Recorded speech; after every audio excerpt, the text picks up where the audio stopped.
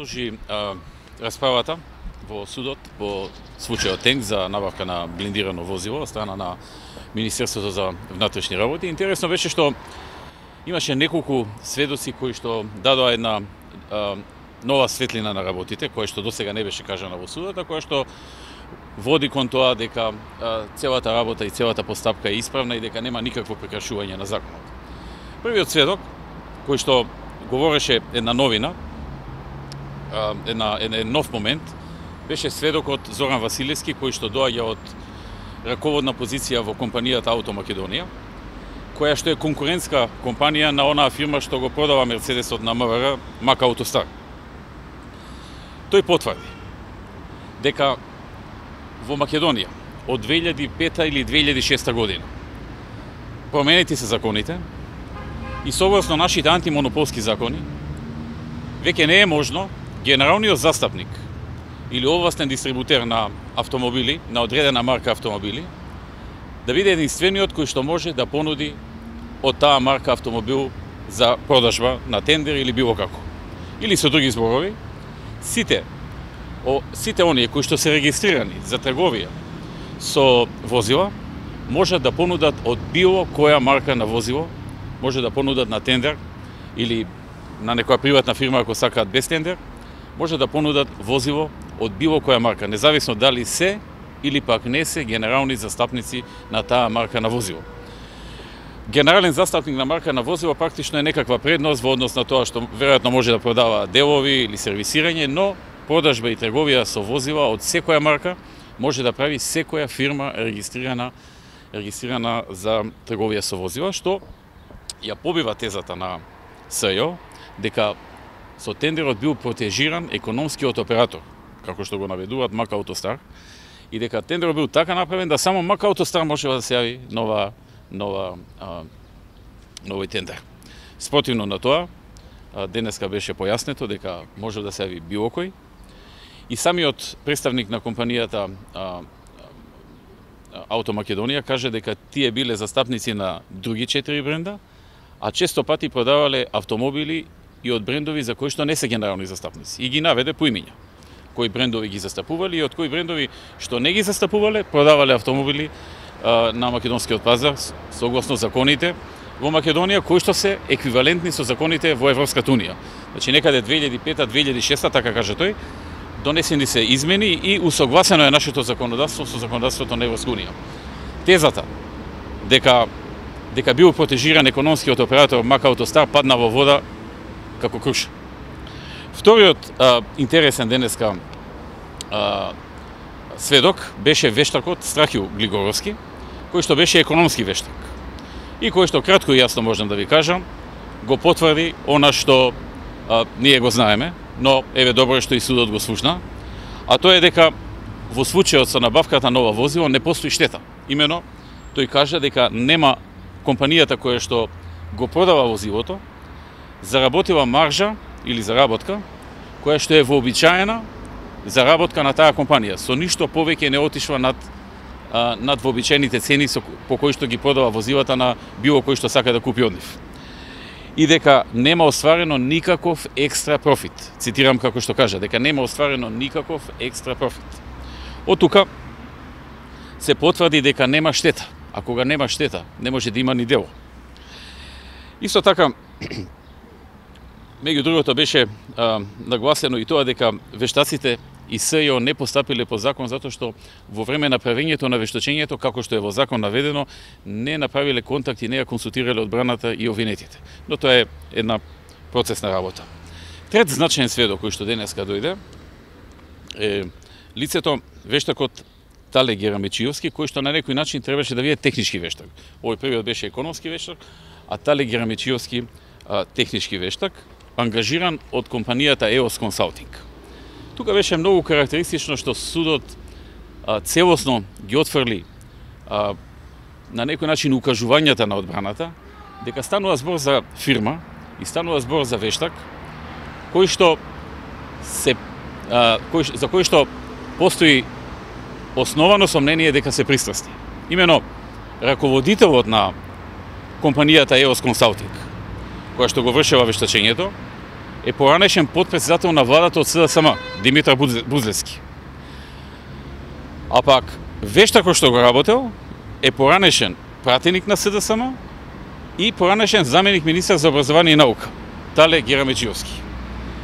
Тоа се луѓе кои што со години, како мои политички противници, оделе по куќи, оделе по медиуми, оделе каде ќе стигнат, говореле против мене, се бореле против мене, ме оцрнувале лично, и сега тие луѓе од стотици компании за вештачење во Македонија, од над 1000 вештаци во Македонија, баш тие луѓе, мои политички противници, пратеници на СДС, заменици министри, подпредседатели на влада, баш тие луѓе се ги одбрава да видат вештаци во овој случај и да изработат вештачење врз база на кое што судот треба да донесе судска одлука дали сме виновни или не сме виновни.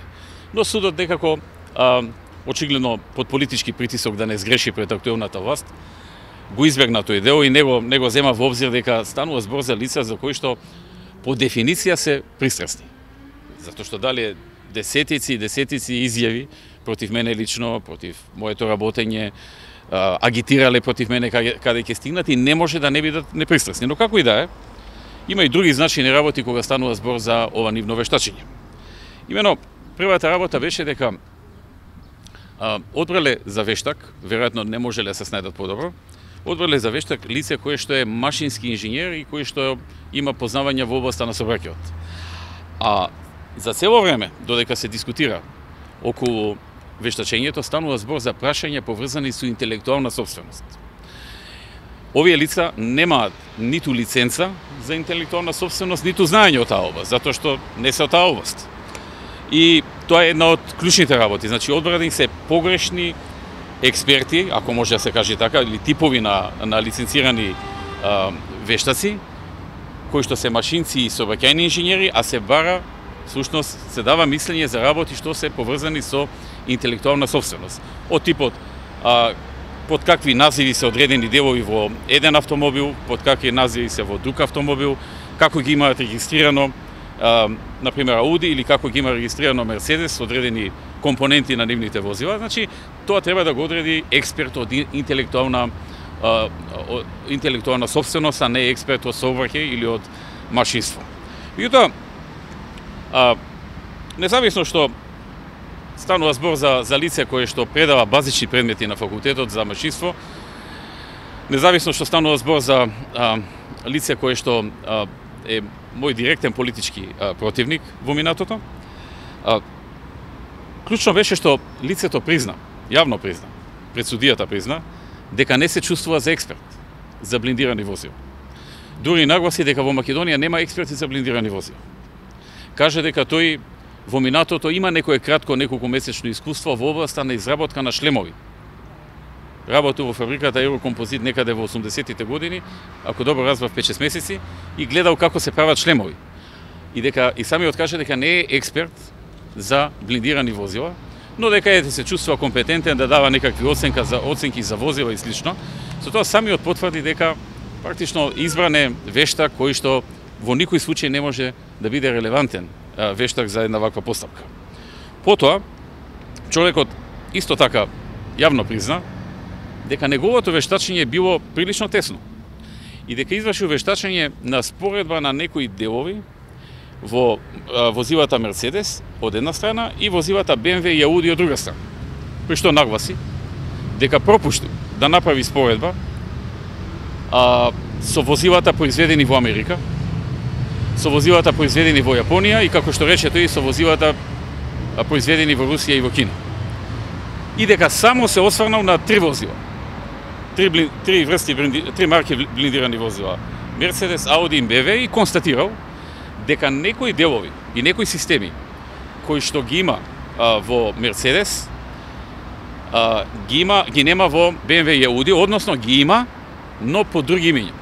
Значи, тоа му беше поставено прашање, дали тие системи што викате дека ги нема во Ауди и во BMW, дали ги има сепак, ама се по друго име. Тој потврди, да, ги има, но се по друго име. Исто така обвинителот потврди дека точно е дека компаниите, трговци на автомобили, доколку имале било каква забелешка по однос на тендерската документација. Например, да констатирале дека така е направена тендерската документација што тие со некое друго возило не може да конкурираат. Дека имале можност да поднесат жалба и дека МВР во тој случај ќе морало да ја коригира документацијата. Но никој од нив не поднел такво барање или таква жалба.